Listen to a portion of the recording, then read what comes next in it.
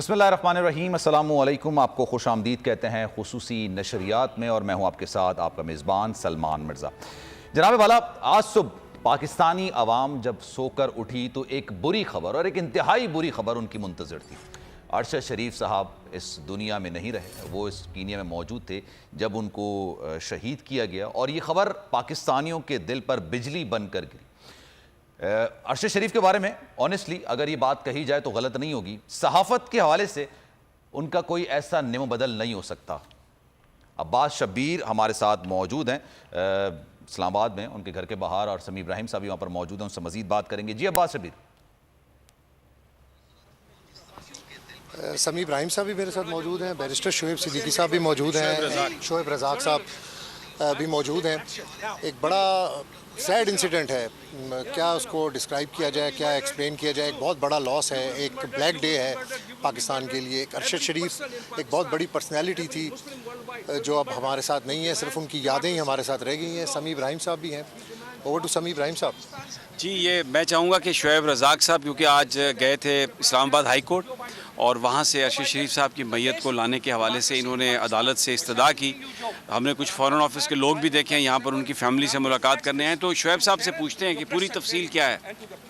ये मैं समी भाई, हमने सुबह एक उनकी वालदा से मिलने के बाद कोई सुबह 5-1 बजे में आया हूँ, आप भी मौजूद थे। तो उनकी वालदा की एक ही रिक्वेस्ट थी कि जी मेरे बेटे की डेड बॉडी जल्दी से जल्दी मुझे मुहैया कर दें। ऑफ कोर्स अब पाकिस्तान में हमारे जैसे लोगों के लिए फ़ॉरेन ऑफिस से रब्ता करना बड़ा मुश्किल काम है। तो हम 8:30 बजे हाई कोर्ट चले गए। हाई कोर्ट में जाके हमने अदालत के सामने, चीफ जस्टिस के सामने ये मुद्दा रखा कि जनाब हमें ये मसला है कि हमारी डेड बॉडी जो है ना वो हमें दी जाए, और उसके लिए फ़ॉरेन ऑफिस को और इंटीरियर मिनिस्ट्री को इंस्ट्रक्शंस दी जाएं कि वो हमारी इसमें हेल्प करें। तो कोर्ट ने उसी वक्त ये इन दोनों मिनिस्ट्रीज़ को ऑर्डर दे दिया कि जनाब आप आके इनकी फैमिली को असिस्ट करें। तो उसी वजह से आज मेरे साथ, और मेरे साथ ही मेरी गाड़ी में आए हैं इंटीरियर मिनिस्ट्री भी के लोग और फ़ॉरेन ऑफिस के भी लोग, टू मीट द फैमिली। और उन्होंने हमें अश्योर कराया है, दोनों मिनिस्ट्रीज़ ने, कि जी हमारी तरफ से कोई किसी किस्म की कोताही नहीं होगी, जो कुछ हमारे से हो सका प्रोसीजर को फॉलो कर। आपको क्या लगता है कि ये इंटरेस्टेड हैं? क्योंकि मेरी कुछ लोगों से बात हुई है, उन्होंने कहा है कि जो इस वक्त वहाँ पर जो कवानीन है कीनिया में, वो तो अशराफिया के लिए कुछ और हैं, गरीबों के लिए कुछ और हैं। अगर हुकूमत पाकिस्तान चाहे तो वो 24 घंटे के अंदर अंदर वहाँ से अरशद शरीफ की बॉडी आ सकती है। इनकी तो कोई इंटेंशन हमें लगी नहीं अभी तक। आपको क्या लगता है? मेरी अभी इनसे डिटेल में बात हुई है। एक्चुअली मेरे ऑफिस आए थे तो मैं फिर उनको लेके इधर ही आया हूँ।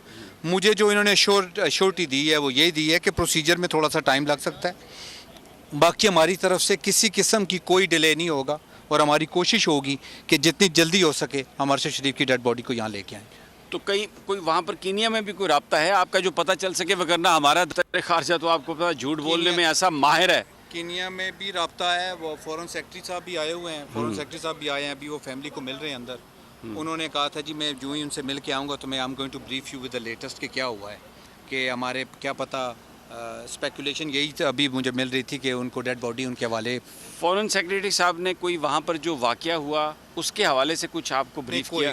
कोई बात नहीं की उन्होंने, उस सिलसिले में कोई बात नहीं की उन्होंने कि जी आपकी उन्होंने सब बड़े आसानी से ये बता दिया कि जी कोर्ट की इंस्ट्रक्शंस पे हम आए हैं। कोर्ट ने हमें सुबह एक ऑर्डर दिया है कि जनाब इनकी फैमिली से रब्ता करें और इसको एक्सपेडाइट करें।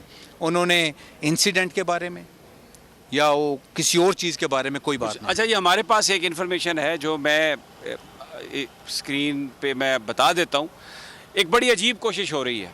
एक तो अरशद शरीफ शहीद हुए, पाकिस्तानी, पूरा पाकिस्तान रो रहा है, गम में है। जो भी शख्स यहाँ से गुजरता है, कोई हमारी बहन गुजरती है, एक तांता बना हुआ है लोगों का जिनकी आंखों में आंसू हैं, और अंदर सिर्फ अरशद शरीफ की वालदा वो बहादुर खातून है जिसकी आंखों में आंसू नहीं है, और वो कह रही है कि इकट्ठे हो के अपने प्रोटेक्शन करो। ये जो कुछ किसी ने जुल्म किया है उन लोगों को कैफरे किरदार तक पहुँचाओ। लेकिन हुकूमत क्या कर रही है?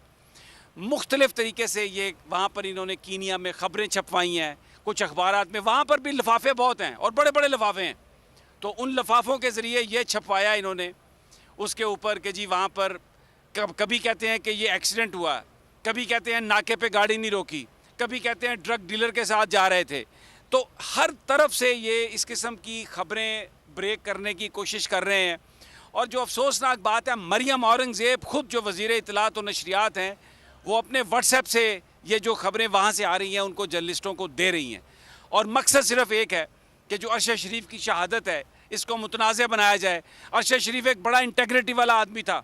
ये बावजूद कोशिश के उसके खिलाफ कोई करप्शन, किसी तरह का केस, कोई प्लाट कुछ साबित नहीं कर सके। तो अब उसको इन्होंने पहले शहीद किया और उसके बाद अब ये इस तरह की चीज़ें ये मीडिया में लाने की कोशिश कर रहे हैं, सोशल मीडिया पर। और मैं बड़े अफसोस से कहता हूँ मेन स्ट्रीम मीडिया के हवाले से कि ये जो इतने बड़े बड़े चैनल हैं, क्या यहाँ पर जो लोग हैं उन्होंने कभी नहीं मरना, और ये जो कुछ हो रहा है ये जुल्म, इस पर वो खामोश रहेंगे। वो जो खबरें चला रहे हैं और इस खबर को इग्नोर कर रहे हैं, वो इररेलेवेंट होता जा रहा है मेन स्ट्रीम मीडिया। और लोग सोशल मीडिया पर जा रहे हैं, ट्विटर पर जा रहे हैं, फेसबुक पर जा रहे हैं, जहाँ से उनको सच मिलता है। और ये एक मैं आपको एक और बात मैं शेयर करूँ कि बड़ा सवाल यही है जो हम उठाते रहेंगे कि वो कौन से वो हालात थे जिसकी वजह से अरशद शरीफ पर यह पाकिस्तान की ज़मीन तंग हो गई और उसको यहाँ से अपनी जान बचाने के लिए भागना पड़ा। लेकिन वो एक मुल्क से दूसरे मुल्क भागता रहा, पाकिस्तान से कोई आवाज़ भी नहीं उठी।